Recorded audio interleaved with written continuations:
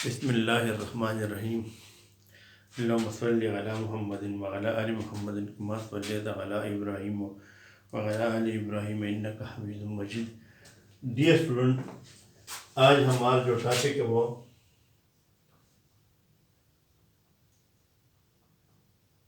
Reactivity of alcohol. Alcohol are polar molecule, hence it will react with the polar as well as ionic compound also. Ionic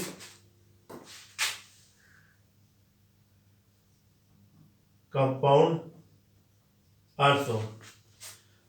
alcohol की acidity में हम पढ़ चुके हैं कि alcohol react with the sodium to form sodium alkoxide. इस तरह alcohol react with the potassium to form potassium alkoxide in hydrogen gas is released. तो आज हम इनकी जो मज़ीद प्रॉपर्टी पढ़ेंगे। Alcohol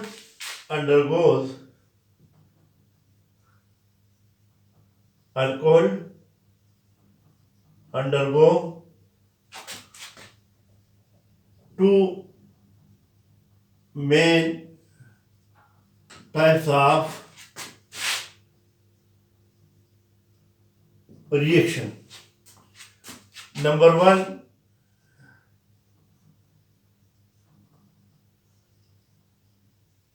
nucleophilic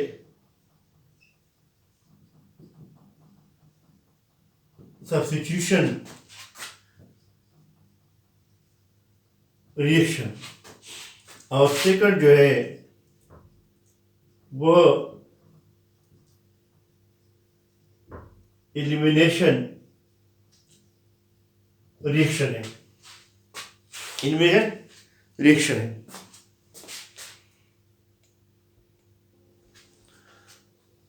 Alcohol are polar molecules, hence it will react with the polar covalent compound. यहाँ पर एक चीज का इजाफा करें, covalent compound as well as ionic compound. तो इससे पहले हम पढ़ चुके हैं कि alcohol reacts with the sodium and potassium to form sodium alkoxide and potassium alkoxide and hydrogen gas is released. आज हम पढ़ेंगे nucleophilic substitution reaction of alcohol and elimination reaction of alcohol. तो पहले हम आते हैं स्ट्रक्चर ऑफ अल्कोहल की तरफ। अगर हम अल्कोहल में देख लें तो अल्कोहल में ये बॉन्ड पोलर है, और सिर्फ ये बॉन्ड पोलर नहीं है, ऑक्सीजन हाइड्रोजन के दरमियान बॉन्ड पोलर नहीं है, बल्कि कार्बन ऑक्सीजन के दरमियान भी बॉन्ड पोलर है।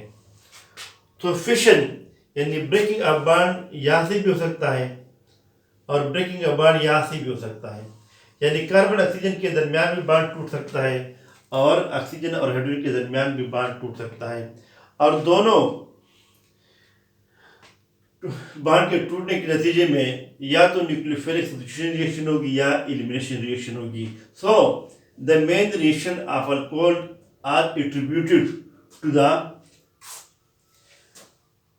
कार्बन ऑक्सीजन बॉन्ड और oxygen and hydrogen fission of bond. इसके अलावा अल्कोहल में ऑक्सीजन की ऊपर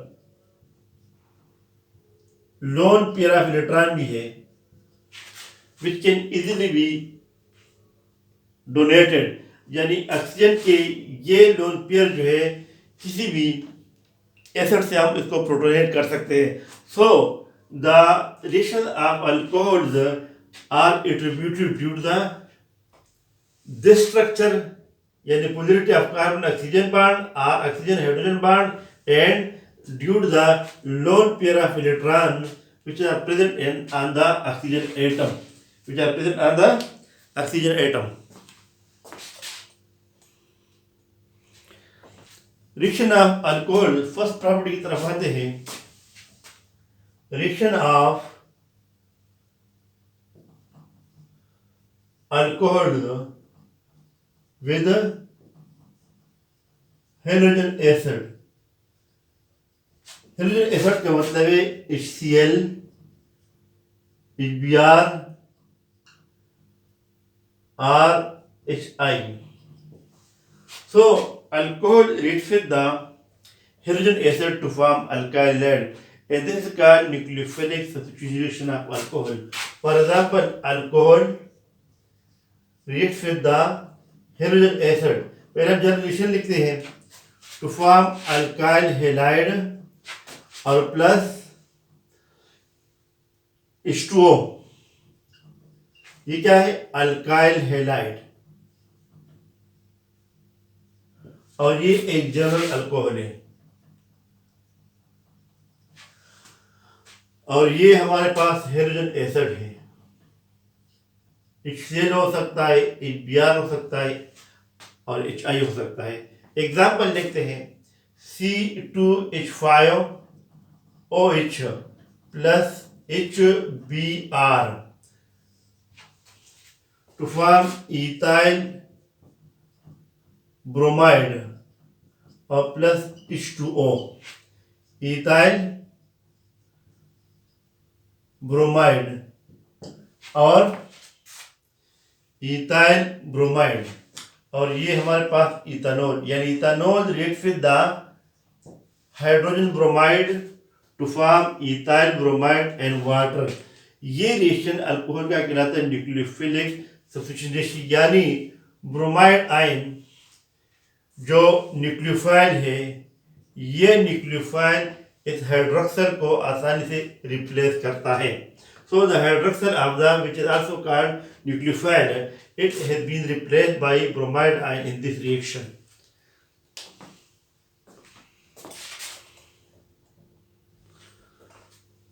Dear student, अल्कोहल का हाइड्रोजन हाइड्रोक्लोरिक एसिड के साथ या हाइड्रोजन क्लोराइड के साथ जो रिएक्शन है, वो रिएक्शन इस्तेमाल होता है to distinguish between the primary, secondary and tertiary alcoholism.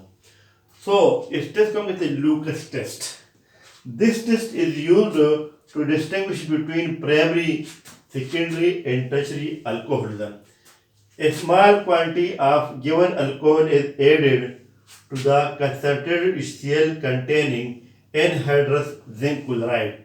Anhydrous zinc chloride and zinc chloride without water at room temperature.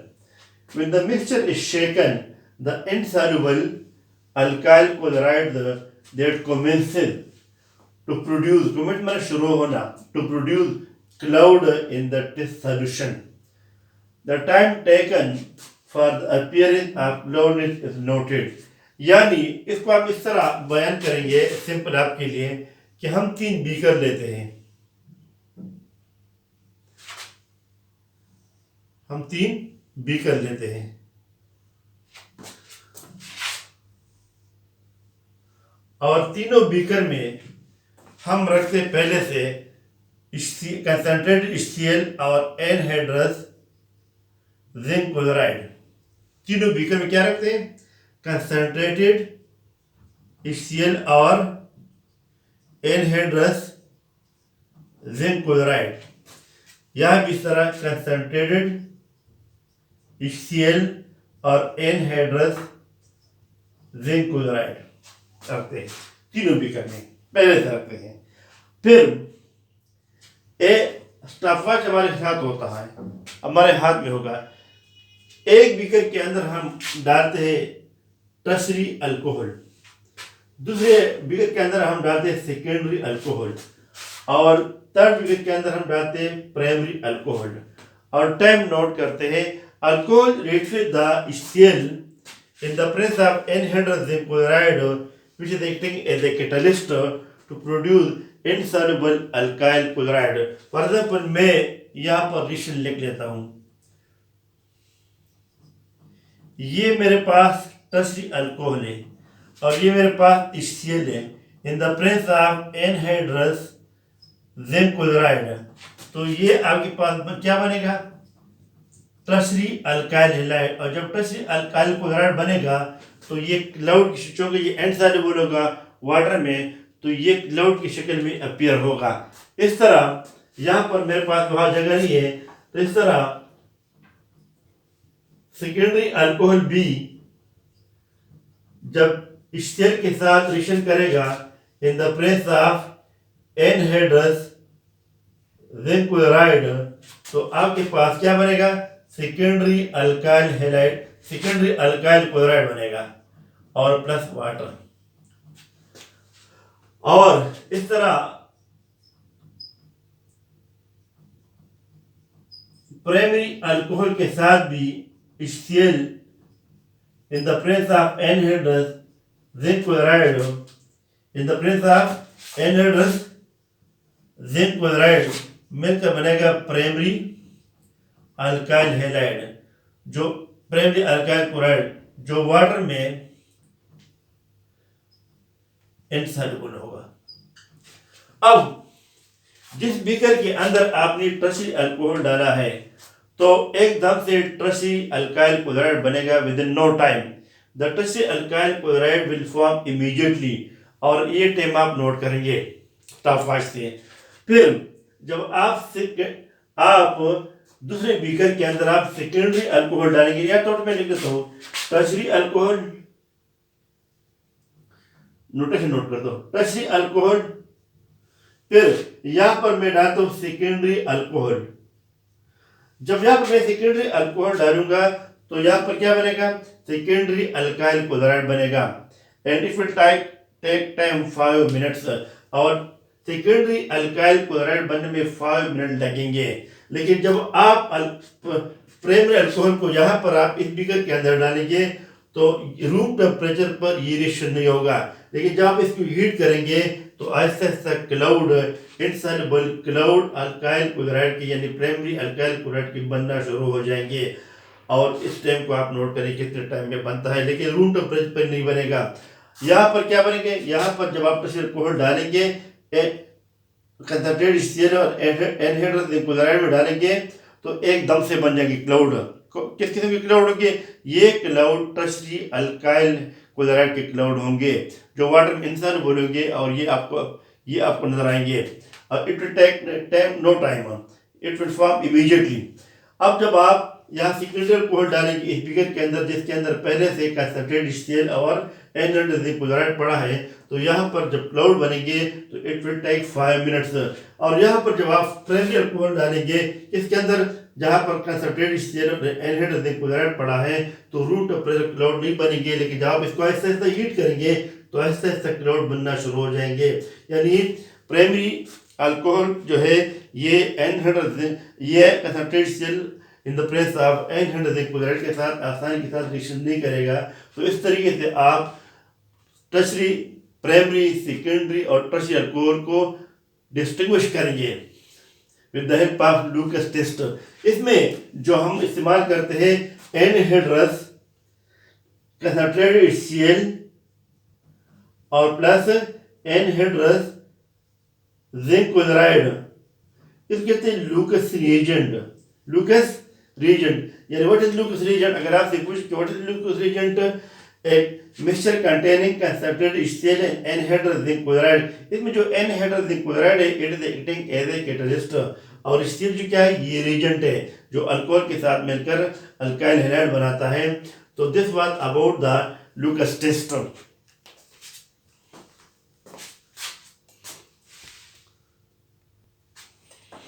इसके बाद जो reaction of alcohol with the thionyl chloride and phosphorus trihalide and phosphorus pentahalide, reaction of alcohol with thionyl chloride in the presence of pyridine which is acting as a solvent, and phosphorus trihalide and phosphorus pentahydride. Dear student, अगर आपको याद हो तो ये reaction में preparation of alkyl lead में करा चुका हूँ कि हम अल्काइल लेड को इस तरीके से बनाते हैं कि अल्कोहल जो है एनाइल क्लोराइड के साथ in the presence of pyridine या alcohol react with phosphorus trihalide या phosphorus pentahydride to form alkyl lead. तो ये हम प्रिपरेशन ऑफ अल्काइल लेड में पढ़ चुके हैं, इसको आप वहाँ से देखिए। इसके बाद जो अगला रिएक्शन आ रहा है वो है dehydration of alcohol. Dehydration of alcohol यानी removal of water. Removal of water is called dehydration. और इस रिएक्शन में and in this reaction the concentrated sulfuric acid, not dilute, the concentrated sulfuric acid is acting as a dehydrating agent। अक्सर मैं student को से पूछता हूं कि अगर एक मेज पर पानी गिर जाए तो इसको आप किस तरह खुश करेंगे? तो कहते सर इसको या तो हम उस मेज को हम धूप पे रखेंगे तो पानी खुश्क हो जाएगा, चलो अगर धूप भी ना हो तो कि सर कपड़ा लेकर इसको हम पानी को खुश कर लेंगे, अगर आपके पास कपड़ा भी ना हो तो फिर वो कह रहे सर हवा से यानी पंखा चलाकर हवा से पानी को हम खुश करेंगे। यानी ये 3 ज़राए बताते हैं किस तरीके से हम पानी को खुश कर सकते हैं किसी चीज़ पर भी गिर जाए, ज़रूरी कि मेज हो। तो याद रखिए हमारे पास केमिस्ट्री में कपड़े की शक्ल में, हवा की शक्ल में और धूप की शक्ल में एक पानी को खुश करने वाली चीज़ भी मौजूद है जो मुख्तलिफ मालिक्यूल से वाटर को एब्जॉर्ब कर सकता है। और वो चीज़ हमारे पास क्या है, वो केमिकल हमारे पास क्या है, कंसंट्रेटेड सल्फ्यूरिक एसिड। तो सल्फ्यूरिक एसिड जो है it is acting as a dehydrating agent, यानी it remove water from the alcohol. तो यहाँ पर the alcohol and dehydration produce alkenes. The alcohol and dehydration, एक सिंपल स्टेटमेंट बनाए, and dehydration produces alkenes। यानी इसे सब्स्टिट्यूट कारण न बनाए कि once upon a time there was concentrated sulfuric acid, he was wandering here in there in search of alcohol। यानी ये सब्स्टिट्यूट कारण न बनाए, आधी लाइन की स्टेटमेंट बना दे, the alcohol and dehydration produces alkenes। For example ये हमारे पास अल्कोहल है, कोई भी अल्कोहल है, ये क्या चीज है, ये वाटर है। अब ये वाटर कौन निकालेगा, कंसंट्रेटेड सल्फ्यूरिक एसिड, और टेम्परेचर आपके पास होगा 170 डिग्री सेंटीग्रेड। याद रखिए ये रिएक्शन टेम्परेचर सेंसिटिव रिएक्शन है, अगर टेम्परेचर 140 हो, 170 की जगह क्या हो 140 हो, और कंसंट्रेटेड सल्फ्यूरिक एसिड हो लेकिन टेम्परेचर क्या हो 140 हो, तो फिर बनेगा ईथर। लेकिन अगर टेम्परेचर रूम टेम्परेचर पर ये रिएक्शन हो रहा हो तो फिर अल्काइल बाइसल्फेट बनेगा। इसके साथ हम ईथर के प्रिपरेशन में पढ़ेंगे, इस चीज़ को फिर से पढ़ेंगे। तो बहरहाल this reaction is very very sensitive towards temperature. अगर टेम्परेचर 170 हो तो क्या बनेगा, अल्कीन बनेगा। अगर टेम्परेचर 140 हो, बाकी कंडीशन वही हो, लेकिन टेम्परेचर 170 की जगह 140 हो तो फिर क्या बनेगा, ईथर बनेगा। लेकिन अगर रूम टेम्परेचर हो तो फिर क्या बनेगा, अल्काइल हाइड्रोजन सल्फेट या अल्काइल बाइसल्फेट। एनी हो, व्हाट इज दिस, अल्कीन और प्लस वाटर। अब एग्जांपल लेते हैं, इथाइल अल्कोहल, तो जाहिर है क्या बनेगा, इथीन बनेगा। The ethyl alcohol on dehydration with the help of concentrated sulfuric acid at temperature of 170 degree centigrade to form ethene। इस तरह 2 प्रोपानोल से यानी isopropyl alcohol on dehydration a temperature of 170 degree Celsius, बार बार मैं 170 कैसे का कर रहा हूँ, CH3 CH CH2 यानी प्रोपीन बनेगा और प्लस वाटर। तो किसी भी अल्कोहल से आप आसानी से अल्कीन बना सकते हैं by dehydration reaction.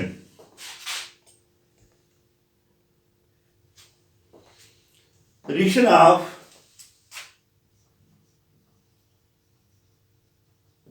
Alcohol with carboxylic acid. Alcohol reacts with the carboxylic acid. Alcohol react with the carboxylic acid. Carboxylic acid to form esters. This reaction is known as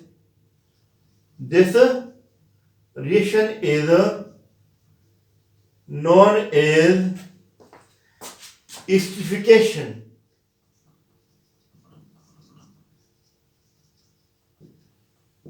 And this reaction is catalyzed by mineral acid. This reaction is catalyzed by a mineral acid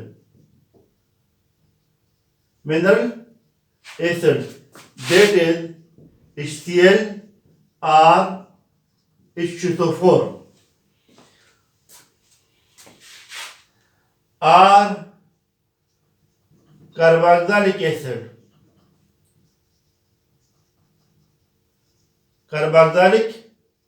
कोई भी carboxylic acid, methanoic acid, ethanoic acid, propanoic acid, और कोई आप alcohol ले लें, methanol ले लें, ethanol ले लें, प्रोपानॉल ले लें, 1 प्रोपानॉल, जो भी मर्जी आपकी, तो यहाँ बनेगा Easter. What is ester? Ester are those organic compounds in which an alkyl group and alkoxy group are attached to the carbon of plus H2O. अब यहाँ देखिए, इसमें एक और चीज मैं इजाफा करता हूँ, यहाँ पर होना तो ये चाहिए था कि ये कार्बोक्सिलिक एसिड है तो यहाँ से प्रोटॉन हमें मिल जाए और यहाँ से OH वाटर बन जाएगा, लेकिन आइसोटोपिक एनालिसिस से ये बात मालूम हुई कि यहाँ से OH और अल्कोहल से H आएगा। यानी इस तरह भी हो सकता है कि यहाँ से OH शामिल करे, यहाँ से H शामिल करे, लेकिन आइसोटोपिक एनालिसिस का मतलब क्या है? फॉर एग्जांपल, अगर हम कार्बोक्सिलिक एसिड में एक ऐसा ऑक्सीजन शामिल करें जिसका एटॉमिक मास 18 हो, क्या हो? यानी ऑक्सीजन की 3 आइसोटोप है, एक का एटॉमिक मास क्या है 16, दूसरे क्या है 17, तीसरे क्या है 18। हम ऑक्सीजन का एक ऐसा आइसोटोप कार्बोक्सिलिक एसिड के अंदर ले लें जिसका एटॉमिक मास क्या हो 18 है, तो यहाँ पर जो वाटर में जो ऑक्सीजन होगा उसका एटॉमिक मास क्या हो 18, यानी ये ऑक्सीजन कहाँ से आया? ये कार्बोक्सिलिक एसिड से आया। तो आइसोटोपिक एनालिसिस ये बात वादे हो चुकी है डियर स्टूडेंट के लिए, ये कहना यानी हम वाटर सेल भी हो सकता है, लेकिन कहते तो सही है, लेकिन आइसोटोपिक एनालिसिस ये बात साबित हो चुकी है कि कार्बोक्सिलिक एसिड से क्या आता है OH आता है, अल्कोहल से क्या आता है H आता है। हालांकि अध्ययन ये मान रहा है कि ये कार्बोक्सिलिक एसिड यहाँ से प्रोटॉन यानी H और यहाँ से OH आना चाहिए, लेकिन होता इस तरह है कि यहाँ से OH और यहाँ से H, और ये चीज आइसोटोपिक एनालिसिस में साबित हो चुकी है। बहरहाल this reaction is known as esterification. अब थोड़ा सा एग्जांपल लेते हैं, ये मेरे पास एसिटिक एसिड है और प्लस इथानॉल, और ये क्या है इथानोइक एसिड या एसिटिक एसिड। कहां से हम वाटर ले लें? यानी यहां से हम OH ले लें और यहां से H, तो ये वाटर बन जाएगा H2O, और बाकी जो कुछ बचा है CH3 यानी एसिटो ग्रुप बचा है ये, और आगे यहां से क्या बचा है C2H5O यानी इथाक्सी ग्रुप बचा है C2H5O, तो इसका नाम हो जाएगा इथाइल एसीटेट, या इपेक नाम हो जाएगा ethyl ethanoate in the presence of HCl or sulphuric acid in the presence of HCl और सल्फ्यूरिक एसिड। अब ये रिएक्शन जो है ये रिवर्सिबल है, यानी जब 66% ईस्टर बन जाता है तो ये रिएक्शन जो है फिर रिवर्सिबल हो जाता है। तो ये रिएक्शन रिवर्सिबल है। रिवर्सिबल को स्टॉप करने के लिए हमारे पास दो तरीके हैं, यानी अब अगर हम चाहते हैं कि हम इस रिएक्शन को फॉरवर्ड ले जाए यानी रिवर्स ना आए, तो इन दोनों रिएक्टेंट में से कौन से रिएक्टेंट में एसिटिक कार्बोक्सिलिक एसिड और अल्कोहल, इन दोनों में से एक रिएक्टेंट को हम इसमें डालते रहेंगे, लेफ्ट साइड से डालते रहेंगे, तो जाहिर है the reaction will go in the forward direction, the reaction will go in the forward direction to balance the equilibrium, to maintain the equilibrium. तो अब जाहिर इन दोनों में से कौन सी चीज डालना बेहतर होगा, तो जाहिर अल्कोहल सस्ता है तो हम अल्कोहल डालते हैं। तो जब कंसंट्रेशन ऑफ रिएक्टेंट बढ़ती है the reaction will go in the forward direction and more ester are formed in the reaction go in the forward direction. या दूसरा तरीका है, यहाँ से वाटर आप निकालते जाए, वाटर आप निकालते जाए तो जाहिर इक्विलिब्रियम डिस्टर्ब होगा। तो रिचार्ड प्रिंसिपल कह रहा है कि इक्विलिब्रियम हर हाल में मेंटेन होना चाहिए। तो बहरहाल आप यहाँ से वाटर निकालेंगे तो the reaction will go in the forward direction and more ester will be formed। तो ये दोनों तरीके हैं to forward the reaction, to maintain the reaction in the forward direction।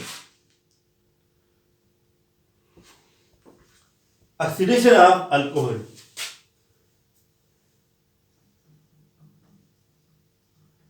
oxidation of alcohol, the primary alcohol मैं थोड़ा सा tip देता हूं। The primary alcohol on oxidation produces aldehydes.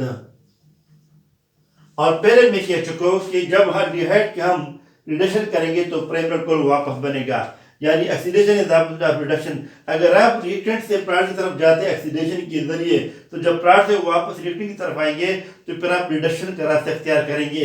इस तरह सेकेंडरी अल्कोहल जो है on oxidation produces ketones। यानी जब हम सेकेंडरी अल्कोहल को ऑक्सीडाइज करेंगे तो कीटोन बनेगा, अगर कीटोन को रिड्यूस करेंगे तो वापस सेकेंडरी अल्कोहल बनेगा। यानी सेकेंडरी अल्कोहल से जब आप कीटोन की तरफ आएंगे तो ऑक्सीडेशन के जरिए आएंगे, लेकिन जब आप कीटोन से वापस सेकेंडरी अल्कोहल की तरफ जाएंगे तो रिडक्शन के जरिए जाएंगे। बहरहाल अब टर्शियरी अल्कोहल की बात तो हम बाद में आते हैं, पहले हम इसको एग्जाम्पल लेते हैं। CH3 CH2OH primary alcohol in the presence of sodium dichromate या पोटेशियम डाइक्रोमेट या एसिडिफाइड केमिनोफोर, सोडियम डाइक्रोमेट और कंसंट्रेटेड सल्फ्यूरिक एसिड। इसके साथ इसकी जगह आप एसिडिफाइड केमिनोफोर भी ले सकते हैं। तो क्या बनेगा, इथेनॉल। इथेनॉल क्या बनेगा, इथेनॉल। और प्लस वाटर H2O। इस तरह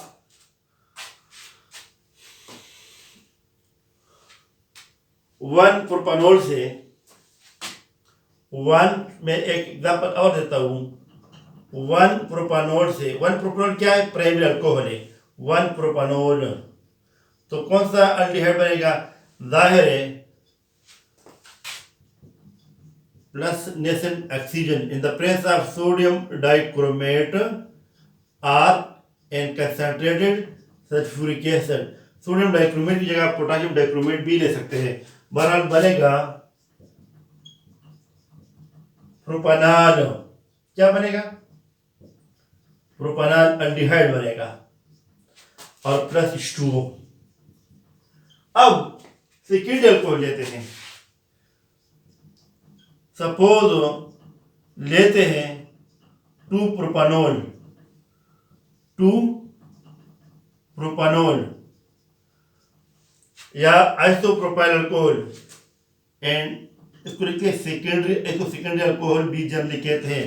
on oxidation same oxidising agent इस्तेमाल करते हैं, सोडियम डाइक्रोमेट और कंसंट्रेटेड सल्फ्यूरिक एसिड। तो यहां पर बनेगा प्रोपानोन, क्या, प्रोपानोन और प्लस H2O। प्रोपानोन या डाइमीथाइल कीटोन, कई दफा से प्रोपानोन या डाइमीथाइल कीटोन, या का मतलब है क्या है, एसीटोन।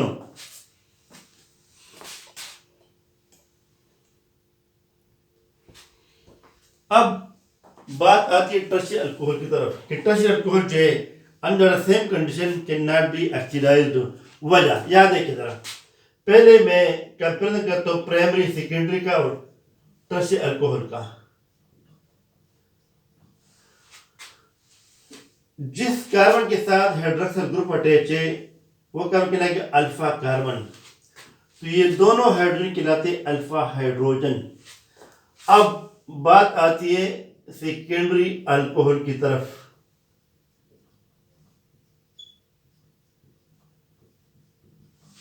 ये अल्फा कार्बन है तो ये अल्फा हाइड्रोजन है, अल्फा, ये दोनों अल्फा हाइड्रोजन है। तो प्राइमरी अल्कोहल में और सेकेंडरी अल्कोहल में अल्फा हाइड्रोजन होते हैं, यानी इनके साथ ऑक्सीजन मिलकर, यानी ये असल में ये ओ के साथ मिलकर वाटर बनाता है और यहाँ पर कार्बोनिल ग्रुप बन जाता है, इन हो यहाँ पर ये कार्बोनिल ग्रुप में तब्दील हो जाता है। बहरहाल तो प्राइमरी अल्कोहल में और सेकेंडरी अल्कोहल में अल्फा हाइड्रोजन होता है, जिसकी वजह से ये आसानी से ऑक्सीडाइज होते हैं। लेकिन जब हम करते हैं बात टर्शियरी अल्कोहल की, तो tertiary alcohol has no alpha hydrogen, यानी ये अल्फा कार्बन है और इस अल्फा कार्बन के साथ ये दोनों ग्रुप जो है ये क्या है, अल्काइल ग्रुप है। तो टर्शियरी अल्कोहल जो है because having no alpha hydrogen cannot be oxidized। लेकिन अगर आप इसको ऑक्सीडाइज करना चाहते हैं तो ऑक्सीडाइज हो सकता है, ये नहीं हो सकता, पॉसिबल है।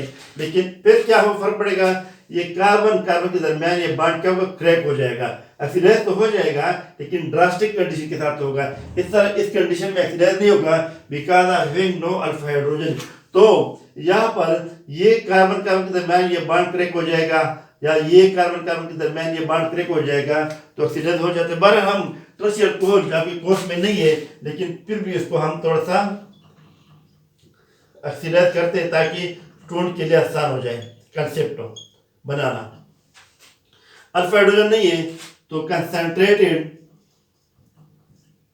HNO3,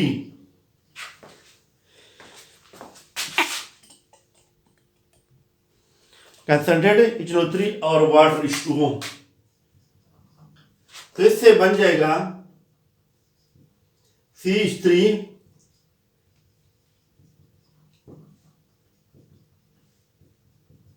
आइसो ब्यूटीन या आइसोब्यूटेलिन भी कह सकते हैं इसको,